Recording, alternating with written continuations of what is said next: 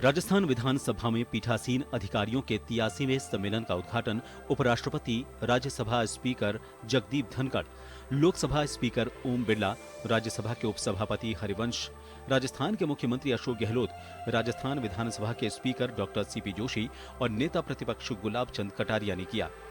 इस मौके पर भारत के लोकतंत्र में तीनों स्तंभों की भूमिका पर चर्चा हुई। उद्घाटन सत्र में उपराष्ट्रपति धनखड़ ने कहा कि लोकतंत्र में संसदीय प्रणाली में संसद कानून बना सकती है, फैसले नहीं दे सकती। उसी तरह न्यायपालिका कानून नहीं बना सकती, फैसले दे सकती है। उन्होंने चिंता जाहिर की कि हमें एक दूसरे की सीमा का ख्याल रखना होगा। न तो एग्जीक्यूटिव कानून को देख सकती, it has to follow it, और न जुडिशियरी इंटरवेन कर सकती।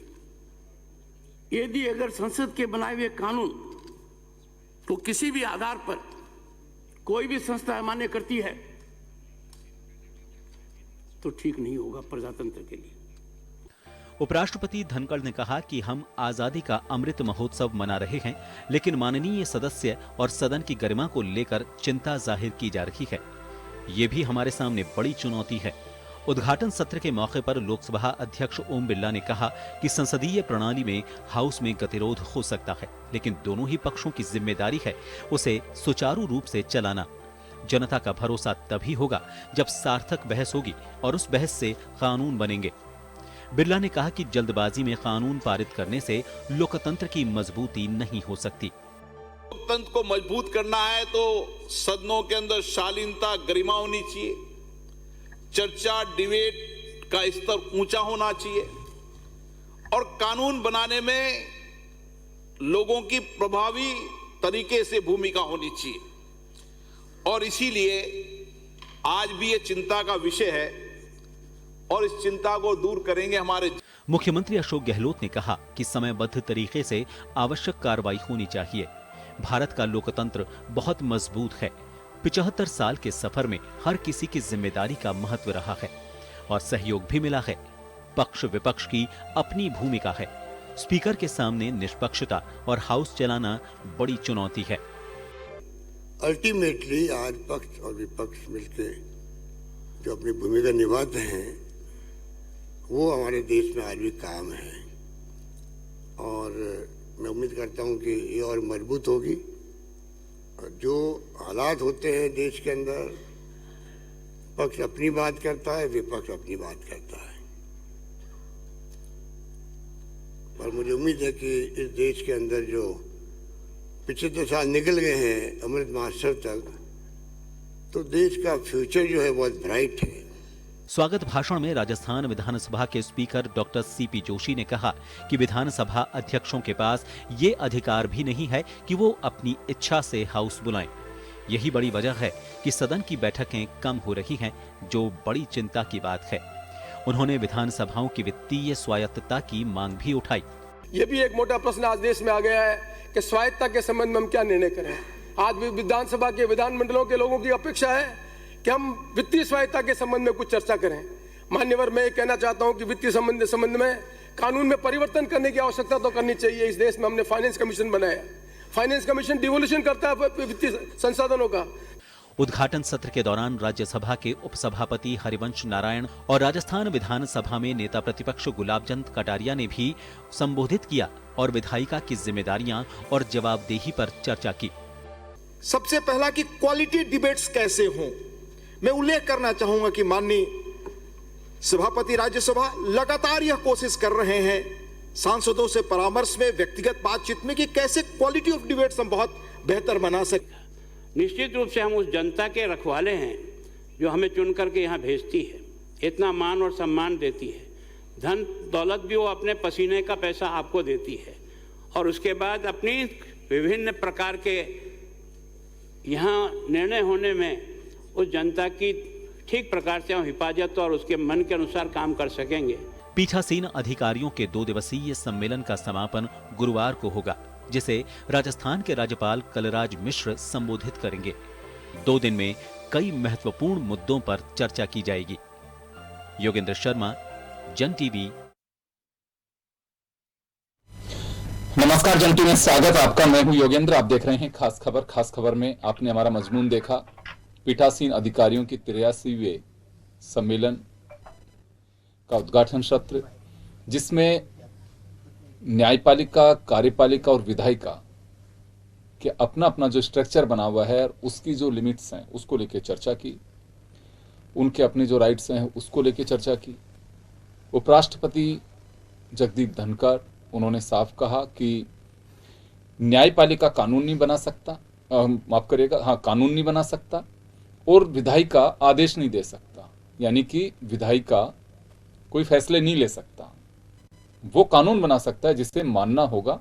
ये देश की सर्वोच्च व्यवस्था है और इसी तरह से सबकी शक्तियां पृथक की हुई हैं संविधान में, उसको उसी तरह से देखना चाहिए। पिछले कुछ समय से इस बात को लेकर के जब भी कोई प्लेटफॉर्म ऐसा आता है, उसको लेकर के चर्चाएं होती हैं कि न्यायपालिका विधायिका के फैसलों की समीक्षा नहीं कर सकती। 2015 के एक बिल का भी जिक्र है जो कानून बना और उसके बाद में सुप्रीम कोर्ट ने 16 में उसे निरस्त कर दिया।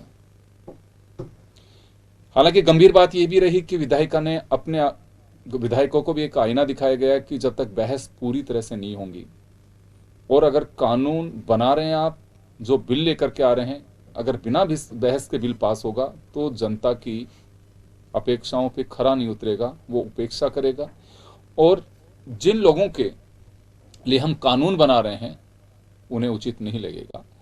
तो जिस तरह से चिंता जाहिर की जा रही है हाउस में इस सम्मेलन के जरिए, राजस्थान में चौथी बार हो रहा है, उसमें साफ कहा है कि सदन की बैठकें होनी चाहिए, चर्चाएं होनी चाहिए, जनहित के मुद्दों पर बहस हो। और ये चिंता जाहिर की गई कि लोकतंत्र में हम 75 साल यानी कि अमृत महोत्सव मना रहे हैं, लेकिन आज हम चर्चा सिर्फ ये कर रहे हैं कि किसके क्या अधिकार हैं, किसके क्या लिमिट्स हैं और मान्य सदस्यों के आचरण को लेकर के अगर चर्चा करनी पड़े तो हमारे लिए बहुत बड़ी चुनौती है। तो चलिए हम चर्चा शुरू करेंगे। हमारे साथ इस वक्त पैनल में जस्टिस पानाचंद जैन साहब हैं, पूर्व न्यायाधीश, और हमारे साथ राजस्थान विधानसभा के पूर्व उपाध्यक्ष और विधायक रामनारायण मीणा साहब हैं। स्वागत है सर आपका। मैं जैन साहब आपके पास आना चाहूँगा। कई बार ये बातें आती हैं अलग अलग प्लेटफॉर्म पे, जुडिशियल सिस्टम में बैठे लोग जब कभी ऐसी बहस होती है तो कहते हैं कि हमें किसी भी कानून की समीक्षा का अधिकार है, ये संविधान ने दिया है। विधायिका कहता है कि हमने जो कानून बना दिया उसकी समीक्षा नहीं हो सकती, अगर वो कानून बन गया, राष्ट्रपति के सिग्नेचर हो गए, सुप्रीम अथॉरिटी के, तो उसकी समीक्षा नहीं होनी चाहिए। और पिछले कुछ समय से काफी चर्चाएं होती हैं, आप सर इसे किस तरह से देखते हैं? देखिएगा, ये है जो तीनों का रखा है, एग्जीक्यूटिव, विधायिका और न्यायपालिका, इनके अलग अलग क्षेत्र हैं। जिसका जो क्षेत्र है उसमें वह श्रेष्ठ है। अब कानून बनाने के यहाँ तक संबंध है, वहाँ पर पार्लियामेंट को और असेंबली को जो है पूरा अधिकार है।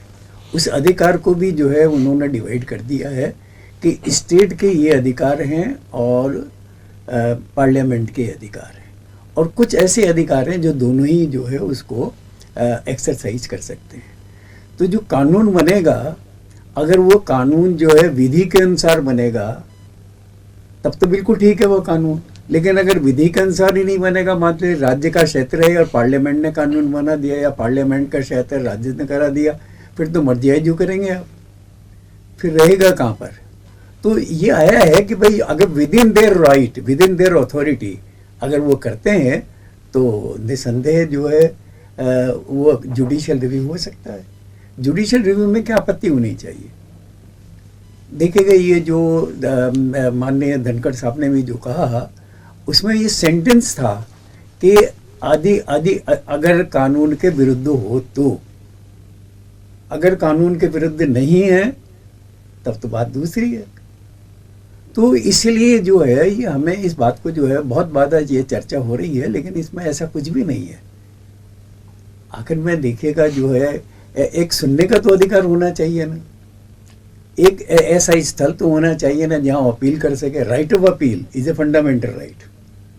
तो राइट ऑफ अपील जो है वहाँ पर दिया। भाई आज विधायिका ने पास, ये पार्लियामेंट ने पास कर दिया या विधायिका ने पास कर दिया, तो इसका मतलब थोड़ी हुआ कि साहब it is the voice of the right और रॉन्ग। क्या है बात? तो यही है कि क्या सही रूप से किया है, क्या उनको अधिकार था, क्या जो संविधान ने अधिकार दिया उसके अंतर्गत उन्होंने पास किया है? अगर नहीं किया है तो कोई न कोई तो बात होगी। मैं उदाहरण दूं एक कि गवर्नर को पार्लियामेंट, ये मान लीजिएगा प्रेसिडेंट को जो है ये अधिकार है कि वो किसी के सजा को जो है माफ कर सकता है। एक केस आया कि जिसमें कांग्रेस ने एक व्यक्ति जिसको जन्म कैद हुआ था उसके संबंध में जो है उन्होंने रिप्रेजेंटेशन किया। उस रिप्रेजेंटेशन में लिखा था कि ये आदमी हमारा बड़ा अच्छा कार्य करता है, इसे जो है क्षमादान दे दिया जाए। सुप्रीम कोर्ट ने कहा भाई कि ये कौन सा तरीका है, कोई तो मापदंड होगा, हर आदमी को इन्होंने कह दिया ये कोई कारण हो सकता है क्या? तो जो आर्बिट्रेरीनेस है, उस आर्बिट्रेरीनेस के लिए जो है ये आवश्यक है कि कोई न कोई तो बंधक होना चाहिए, बंधन होना चाहिए। और बंधन यही है कि अधिकार क्षेत्र में काम करो, कोई गड़बड़ नहीं होगी, कोई किसी की टांग खिंचाई नहीं करेगा, और करना भी क्यों चाहिए। तो संविधान ने जो एक मर्यादाएं रखी हैं, अगर उस मर्यादा का पालन नहीं करते हैं, देखिए दूसरे समय ये भी आता है, एक समय ये आया था कि कानून बना दिया, कानून पास हो गया, कानून पास होने के बाद जो है उसको जो है चैलेंज किया गया। चैलेंज में ही आया कि भाई ये कैसे चैलेंज हो सकता है, यही बात आई थी कि भाई इसको कैसे हो सकता है। तो कोर्ट ने यही कहा कि भाई ये अधिकार क्षेत्र में है तब तो ठीक है, अधिकार क्षेत्र में नहीं है तो ये इसका जुडिशियल रिव्यू हम कर सकते हैं। जी बिल्कुल, उसका भी जिक्र आया। आप सही कह रहे। रामनारायण जी, आपके पास आना चाहूंगा। ये हमारे पैनल की सौभाग्य कि आपने लेजिस्लेचर के वो हाउस देखे हैं, पार्लियामेंट भी आपने देखा और विधानसभा भी देखा, और लंबा एक्सपीरियंस है राजनीति का। जो मुद्दा चल रहा है, न्यायपालिका को भी अपने सीमाओं का ख्याल रखना चाहिए। कार्यपालिका को लेकर कई बार चर्चाएं होती, लेकिन कुछ चीजों को लेकर के चिंता जाहिर की, लेकिन विधायिका और न्यायपालिका उसके कार्यक्षेत्र को लेकर काफी चर्चाएं इन दिनों में है।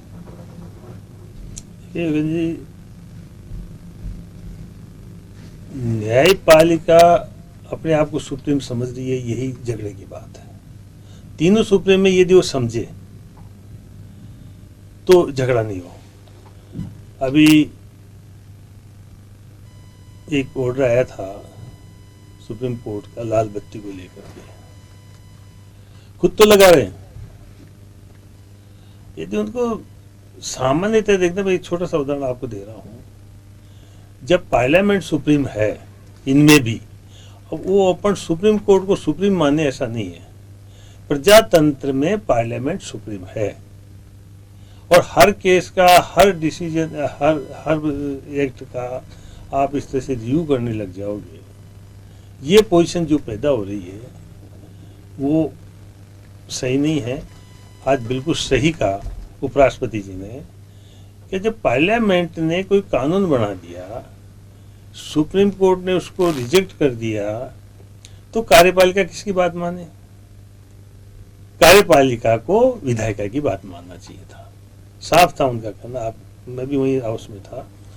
तो उनका एक तरह से, क्योंकि वो सुप्रीम कोर्ट के लॉयर भी रहे हैं, विधायिका में भी रहे हैं, और देश के प्रतिष्ठित पद जो दूसरे नंबर का होता है, उपराष्ट्रपति है, राज्यसभा के सभापति हैं, तो उन्होंने जो ये शब्द कहे इसमें बहुत सारगर भीतर, इसी को मान करके और न्यायपालिका को अपने निर्णय तक रेस्ट्रिक्शंस के साथ स्थापित रहना चाहिए। फेडरली या उसको जिस तरह से डिसीजंस को अपना उपयोग ले रहे हैं वो नहीं होना चाहिए। ये जी चलिए, वही बात है कि आखिर कौन किसकी समीक्षा करे नहीं करें। कई बार ये बातें आती हैं कि हाउस की प्रोसीडिंग जो होती है या चर्चा होती है उसमें सुप्रीम कोर्ट दखल नहीं दे सकता, नोटिस नहीं, कोर्ट दखल नहीं दे सकता, सुप्रीम कोर्ट दखल नहीं दे सकता। राजस्थान उच्च न्यायालय का भी एक मामला आया था, जस्टिस सर आपके नोटिस में होगा। सुमित्रा सिंह जी जब अध्यक्ष थी, यानी कि इससे पिछले वाली विधानसभा का जो टाइम था, 3 से 8 वाला जो समय था, उस समय कुछ मामले थे जो कोर्ट के वर्किंग को लेकर के चर्चा की गई थी। उसके बाद में कुछ सदस्यों को नोटिस दिया गया था, तब भी कुछ ऐसी स्थितियां बनी गई थी, और ये कहा गया था कि हाउस में अगर कोई टिप्पणी भी होती है, ये वो कोशिश की थी जुडिशरी ने और पावर बनने की, तो उसमें कोर्ट नोटिस नहीं दे सकता। ये या तो इस पे आपको लगता है कि चर्चा की आवश्यकता है, क्योंकि ये कहा जाता है कि संविधान में है, तो या फिर डायलॉग का अभाव यहां पे भी है? जी जैन सर। हाँ देखिए साहब, ये जो बात आपने कही ना, बात तो वहाँ की वहीं आती है, विद इन योर जुरिस्डिक्शन। अगर आप अपने अधिकार क्षेत्र में कार्य कर रहे हैं तो कौन आपसे झगड़ा करेगा? कोई सवाल ही नहीं है। यह सवाल ये है कि वहाँ पर देखिएगा जो आपने स्पीकर वो कहा कि उस ऑर्डर के संबंध में सुप्रीम कोर्ट में लिखा हुआ है कि स्पीकर का ऑर्डर जो है किसी भी प्रकार से जुडिशियल रिव्यू नहीं होगा जी। लेकिन अगर स्पीकर ने जो है अपने कार्य क्षेत्र में काम ही नहीं किया, बात तो है बाजार की, कार्य क्षेत्र वहां पर जो है असेंबली है, वहां पर उसको सब कैसे बात कर सकते हैं? तो जैसे ही सीन चेंज होता है वैसे ही जो है ना, वो उसको अधिकार क्षेत्र के संबंध में वो गड़बड़ी होती हुई दिखाई देती है। बात इतनी सी की है, स्पीकर के पावर को उन्होंने रेस्ट्रिक्ट कर दिया कि नहीं, इट इज नॉट जस्टिशिएबल। अगर जस्टिशिएबल नहीं है, जुडिशियल रिव्यू नहीं होगा, तो कहाँ पर है इसमें खतरा? ये एक सोच बन गया है ये लोगों का, पर्टिकुलरली पॉलिटिकल लीडर्स का, कि ये हर मामले में जो है सुप्रीम कोर्ट सुनवाई करती है, मामूली चोट। अभी जैसे ये जो चल रहा है ये तीर्थ क्षेत्र का मामला, उसमें भी जो है इन्होंने इंटरफेरेंस किया, ये जोशी मठ वाला जी। तो ये जो है ये कोई बात नहीं है, देखेगा। तो आपको ये लगता है कि जब किसी को अगर ये लगेगा कि मुझे न्याय का कोई आधार कहीं तो चाहिए, कहीं तो मिलेगा, मेरी सुनवाई नहीं हो रही, तो वो कोर्ट का शरण लेगा, और कोर्ट को लगता है कि मुझे सुनना चाहिए, अगर किसी की सुनाई की उसके अधिकारों की रक्षा अगर कहीं तो होगी, आप ये कहना चाह रहे हैं, तो सुनना ही पड़ेगा। नहीं, बिल्कुल ठीक बात है साहब। देखिएगा, आदमी को जो है जैसे राइट ऑफ अपील है, right of appeal is a fundamental, एक तरह से राइट जो है अपील का फंडामेंटल राइट ही आप मान लीजिएगा, बिल्कुल। क्योंकि अभिव्यक्ति की स्वतंत्रता आपको है, तो आपको ये अधिकार तो नहीं दिया कि गाली गलौज करो, बिल्कुल। एक मर्यादित वो एक मर्यादा के अंतर्गत जो है सारी बातें होती हैं, तो किसी भी प्रकार की कोई बात नहीं है। अब जैसे एक यह आया कि भाई सुप्रीम कोर्ट ने फैसला दिया, सुप्रीम कोर्ट के 5 जजों ने फैसला दिया या 7 जजों के फैसला दिया, उस फैसले के खिलाफ जो है एक कानून लाया गया और कानून लाकर उसको रिवर्स कर दिया। तो वहां पर सवाल पैदा हुआ कि ऐसा हो सकता है? तो उसका सीधा साधा उत्तर जो है जो सुप्रीम कोर्ट ने दिया हुआ है कि भाई अगर ये मान लेंगे कि ये अगर जो है ये विधायिका को भी जो है ये अधिकार है कि वो सुप्रीम कोर्ट के ऑर्डर को सुन सकती है, तब तो ये हो जाएगा कि एक अपर कोर्ट और होगी, सुप्रीम कोर्ट से भी बड़ी कोर्ट होगी, तो ये तो न्याय संगत मालूम नहीं पड़ता। तो बात इतनी सी की है कि अधिकार क्षेत्र में काम करो, किसी प्रकार की कोई बात नहीं है, और अधिकार क्षेत्र मिलता है संविधान से, संविधान की। तो सर, ये जो चर्चा हो रही है अभी, आपको लगता है कि कहीं ना कहीं ओवर लिमिट हो रहा है, या फिर किसी के जो अधिकार क्षेत्र हैं उसको ओवर रीचिंग जो कहा जाए वो हो रही है? ये देखिएगा, ओवर रीचिंग की बात बिल्कुल सही है। ये ऐसा दिखता है कि जो कार्यपालिका जो है ये ओवर रीच करना चाहती है, जजेस के अपॉइंटमेंट में, दूसरी चीजें में, जहां पर जो है ये अपना दखल देना चाहती है। लेकिन सर, बात तो हमेशा विधायिका और न्यायपालिका की आती है। नहीं, लड़ाई तो नहीं मैंने साहब। हाँ, तो कार्यपालिका के लिए तो और मुश्किल होगा कि वो माने किसकी। नहीं, कार्यपालिका तो देखेगा, सुप्रीम कोर्ट का जो है 142 आर्टिकल 142 में कहा कि सुप्रीम कोर्ट का कोई भी ऑर्डर है उसका जो है पालना, हर पब्लिक सर्वेंट, हर व्यक्ति जो है, हर संस्थान जो है उसकी पालना करेगा, क्लियरली कह दिया। चलिए मैं वापस आता हूँ, रामनाथ जी आपके पास आना चाहूंगा। एक चलिए ये तो ठीक है, इस पे कभी बड़ी बहस होगी, पार्लियामेंट्रियन डिबेट के एक हिस्सा भी होगा, कैसे इसका सॉल्यूशन निकलता, कहीं ना कहीं कोई तो स्थिति ऐसी है जिसकी वजह से ये चर्चाएं होती हैं। मैं एक बात जानना चाहूंगा कि ये भी एक चिंता का विषय है पूरा उद्घाटन सत्र के दरमियान कि हाउस कम समय चलते हैं, उसके अलावा जो चिंतन होना चाहिए जनता की भावनाओं पर, यानी कि जो कानून बनाते हैं कुछ घंटों में निपटा दिए जाते हैं, तो भी एक चिंता का विषय है। इस पे भी विधायिका को खुद को देखना चाहिए, क्योंकि ये भी कहा गया है कि विधायिका खुद भी अगर हाउसेज कम हो रही हैं, सिटिंग्स कम हैं, हंगामे की वेट चढ़ जाती हैं, तो इस वजह से विधायिका खुद भी कमजोर हो रही है। नहीं लगता है कि कमजोरी विधायिका खुद भी अपनी पहचाने, उसके बाद ही सशक्त बन सकती है? ये इन दिनों में बिल्कुल आपकी बात सही है, उच्छृंखलता बढ़ती जा रही है। आज पहले हाउसेज में फेयर डिस्कशंस होता था, ये 91 में दिसंबर में या जनवरी 92 में इसी राजस्थान के हाउस में मैंने उठाया था कि 60 दिन का जो प्रोविज़न है ये संवैधानिक है और 60 दिन की रूल्स में था।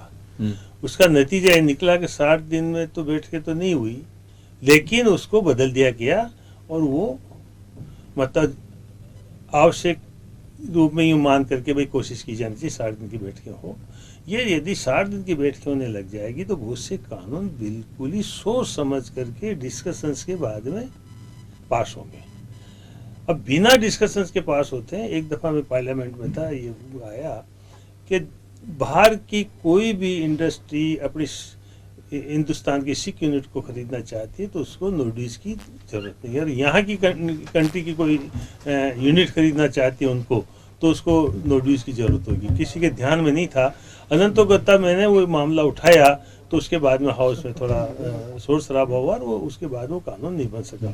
तो जो अफसरशाही जिस ढंग से चल रही है, जिस प्रकार से आपकी एग्जीक्यूटिव चल रही है, उसका तात्पर्य ये नहीं है कि सारे काम सही हो रहे, तो उस आधार पे जुडिशरी उसको करे या बिल्कुल अपने अधिकारों का अतिक्रमण करके कोई कानून पास होता है तो उसको करे। लेकिन नॉर्मली जो परिपाटी बन रही है कि साधारण से साधारण मामले को भी सारे पब्लिक की डीलिंग्स के जितने भी हैं उन केसेस को छोड़ करके एक प्रकार से जुडिशरी इसमें लग जाए, ये जो परिपाटी पड़ी है इससे भावनाएं गलत होती जा रही है।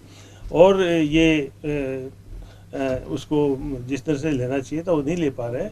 बाकी फेयर डिस्कशंस होगा तो अधिकारियों का मतलब सुप्रीम का भी है, जुडिशरी, विधायिका और आपके कार्यपालिका, यदि नियमित बैठकें हो और उनको डिस्कशन आपस में हो जाए तो शायद ये चर्चा बाजार में नहीं आएगी और ये फेयर होगा। बिल्कुल बिल्कुल। चलिए, जोगेश्वर गर्ग साहब हमारे साथ में जुड़े हैं। लंबा अनुभव उनका पार्लियामेंट्रियन सिस्टम के साथ में काम करने का, खुद पहले विधायक मंत्री रहे हैं, अब विधायक हैं। गर्ग साहब, जो चर्चा रही जुडिशियल पावर और हमारे जो लेजिस्लेचर है उसको लेकर के, पार्लियामेंट सिस्टम को कहा जाता है कि पार्लियामेंट सर्वोच्च है, जुडिशियल जब मामला आता है तो कहा जाता है कि सर्वोच्च तो सर्वोच्च न्यायालय ही है, उससे बड़ा कोई नहीं है। वो मुझे जो चर्चाएं रही, चाहे उपराष्ट्रपति जी ने बोला हो या स्पीकर जी ने बोला हो लोकसभा, ओम बिरला साहब ने, या दूसरे लोगों ने जिन्होंने भी चर्चा में हिस्सा लिया, उनका सबका कहना था कि एक मर्यादा होनी चाहिए। तो ये मर्यादा की आवश्यकता क्यों पड़ रही है? कहाँ अभी लग रहा है कि सब अपना काम फॉलो कर रहे हैं, फिर क्यों चर्चाएं होती हैं इसमें? देखिए, पहले तो ये शब्दावली गलत है कि ये सर्वोच्च है या वो सर्वोच्च है। दोनों अपने आप में सर्वोच्च है। जब चीफ जस्टिस ऑफ इंडिया की नियुक्ति होती है तो उनको शपथ दिलाते हैं महामहिम राष्ट्रपति, और जब राष्ट्रपति नियुक्त होते हैं नए तो उनको शपथ दिलाते हैं चीफ जस्टिस ऑफ इंडिया।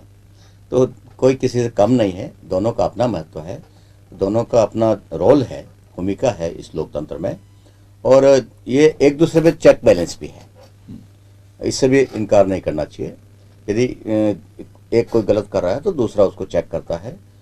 ये हमारे बिल्कुल वर्षों से चल रही परंपरा है। 75 साल से हम इस परंपरा को निभा रहे हैं और अच्छे से निभा रहे हैं। दुर्भाग्यपूर्ण स्थिति तब बनती है जब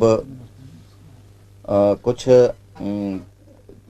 टिप्पणियाँ आती है। मैं कई बार देखता हूँ कि फैसले में लिखित में कुछ और है, लेकिन जो फैसला सुनाते समय जो मौखिक कमेंट किए गए वो कई बार अलग हो जाते हैं, वो ज़्यादा भारी पड़ जाता है। उस लिखित कमेंट, वो मौखिक कमेंट को सुनते हुए यदि उस फैसले को पढ़ने बैठते हैं तो उस जैसा कुछ शायद नहीं मिलता उसमें। तो एक तो ये थोड़ा सा इसमें ज़रूर कंट्रोल रहना चाहिए कि ऑफ द रिकॉर्ड हम जो बोल रहे हैं तो मीडिया में वही हेडलाइन बनती है। फैसले में क्या है, वो हेडलाइन नहीं बनती, वो ऑफ द रिकॉर्ड बोला गया वो हेडलाइन बन जाती है। और वो ज़्यादा आघात पहुंचाने वाली होती है, आहत करने वाली होती है, अपमानित करने वाली होती है एक दूसरे को, चाहे वो इधर से हो रहा है चाहे उधर से हो रहा है। तो ये भी थोड़ा एक से समझने की बात है और कंट्रोल करने की बात है। बिल्कुल। एक चिंता जाहिर की गई कि हाउस कम दिन चलते हैं, तो आपको नहीं लगता है कि जब बैठकें नहीं होंगी, चाहे असेंबली हो चाहे पार्लियामेंट हो, बैठकें होती नहीं है, बैठकें होती हैं तो हंगामा होता है, हंगामा होता है तो बिल उसी के अंदर पास करा दिए जाते हैं। मैं इसको कहना चाहूँगा, मुझे कहीं अतिशयोक्ति नहीं है, आप लोग बहुत अच्छे पार्लियामेंट्रियन हैं, हमने चुना, आप दोनों आए भी, हम आपका साधुवाद भी करते हैं। स्थितियाँ ये बन गई है कि हर सरकार ये सोच के चलती है कि बिल में लेके आया हूँ, कहीं इस पर ज़्यादा चर्चा ना हो और सकड़ी गली से कैसे इसे निकाला जा सकता है। और सबसे मज़ेदार बात देखिए, चाहे संसदीय कार्य मंत्री हो, चाहे आपके चीफ विप हो, चाहे डिप्टी चीफ विप हो, ये सबसे बड़ा हुनर माना जाता है उनका कि देखिए फटाफट काम निपटा दिया, शाम को थैंक्स मिल जाता है उनको। आपको नहीं लगता है कि इंटरनली विधायिका खुद इतनी कमजोर हो रही है कि बैठकों से सरकारें बसती हैं? देखिए, लोकसभा में तो मैं रहा नहीं, मीणा साहब रहे हैं, इनको अनुभव होगा, लेकिन जो अखबारों में देखते हैं उसके हिसाब से लोकसभा की बैठकें फिर भी काफ़ी होती है। चारों सत्र, उनमें कम से कम 4 सत्र होते हैं, मानसून सत्र, शीत सत्र, बजट सत्र, इस तरह से 4 सत्र कम से कम होते हैं। फिर भी हाँ, आवश्यकता पड़ने पर 5वां भी हो जाता है। विधानसभाओं की स्थिति उस तुलना में बहुत कमज़ोर है। हमको एक बजट सत्र भरा पूरा मिलता है, जिसमें 25 से 30 बैठकें होती होगी मुश्किल से। उसके बाद तो 6 महीने बाद, चूंकि एक संवैधानिक औपचारिकता पूरी करनी है, 6 महीने में एक बार हाउस बुलाना जरूरी है, तो वो 3 दिन, 4 दिन, 5 दिन, बस इससे ज़्यादा वो नहीं होता है। तो एक औपचारिकता सिर्फ होती है, सरकार को अपना कोटा पूरा करना है इसलिए। और बिलों के मामले में आप बिल्कुल ठीक कह रहे हैं, सरकार की कोशिश ये रहती है कि जैसा वो लाए वैसा पास हो जाए। पिछले साल में 3 बिल वापस आए राज्यपाल महोदय के वहाँ से, और सरकार को खुद को वो गलती स्वीकार करनी पड़ी और फिर उनको संशोधित करना पड़ा। और जब वो बिल पास हो रहे थे तब भी हमने कहा था कि आप गलत कर रहे हो, ये बिल आपको बिल्कुल गलत तरीके से आप पास कर रहे हो, इसमें जो प्रोविजन है वो ठीक नहीं है और देर से देर आपको ये वापस लेने पड़ेंगे, और वो लेने पड़े। तो इतना जिद्दी भी नहीं होना चाहिए सरकार, किसी की सरकार हो भले, इतना जिद्दी भी नहीं होना चाहिए। और सहजता से उनको प्रतिपक्ष से आए चाहे पक्ष से आए, आने वाले सुझावों को स्वीकार करना चाहिए यदि उचित है तो।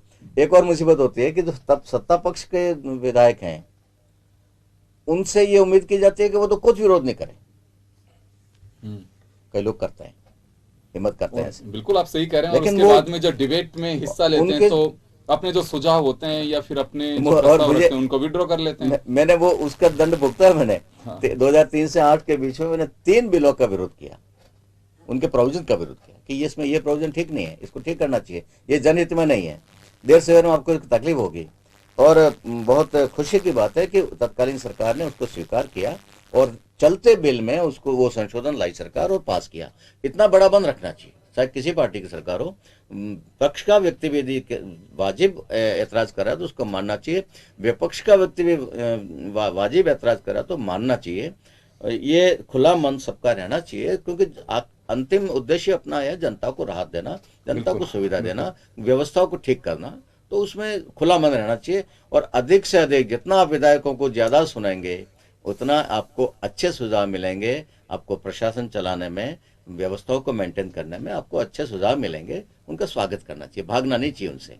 देखिए, डेमोक्रेसी की खूबी भी यही होती है कि यहाँ डायलॉग, अभिव्यक्ति की आज़ादी का महत्व तो यही होता है। हर प्लेटफॉर्म पे आपकी एक लिमिट होती है, वो अभिव्यक्ति, राइट्स पे एक तरह से कह सकते हैं कि आपके अधिकार भी हैं। वो पार्लियामेंट में मेंबर ऑफ पार्लियामेंट्स को मिलता है, असेंबली में, लेजिस्लेचर में है, MLC हो चाहे जहाँ विधानमंडल है, और जहाँ विधायक हैं उनको अपने तरीके से मिलते हैं, आप अपनी बात कह सकते हैं।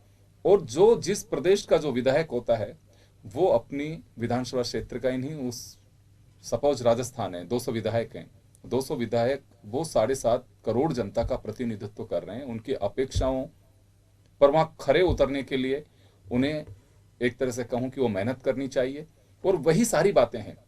CP जोशी जी ने साफ कहा कि पार्लियामेंट में तो आप लोग बुला सकते हैं कि हाउस बुलाना है, समय हो चुका है, लेकिन असेंबली के लिए कॉल करने के लिए स्पीकर्स के पास में यह पावर नहीं है। अकेला केरल एक ऐसा राज्य है जहां 60 बैठकें होती हैं। तो मुझे लगता है कि खैर एक सम्मेलन जो हो रहा है उसको लेकर के हम चर्चा कर रहे हैं, जो बिंदु आए उनको लेकर के सभी ने अपने अपने तरीके से उन्हें कहा है, लेकिन ये सार गर्भित या इसका महत्व तभी होगा कि इसमें होने वाले निर्णय या जो चर्चा है वास्तव में हाउस की प्रोसीडिंग का हिस्सा बने, सरकारें उस पर गौर करें और बैठकें ज्यादा से ज्यादा हो सके, और ना केवल बैठकें हों उसमें चर्चा भी हो, तभी मुझे लगता है कि जनभावनाओं का आदर हो पाएगा। और हमारा जो मकसद है लोकतंत्र के महत्व को समझना, वो तभी पूरा कर पाएंगे। बहुत बहुत शुक्रिया। समय का ध्यान रखते हुए मैं रोकना चाहूंगा यहाँ पे, और आप सभी का आभार। खास खबर में इतना ही, दीजिए इजाजत, नमस्कार।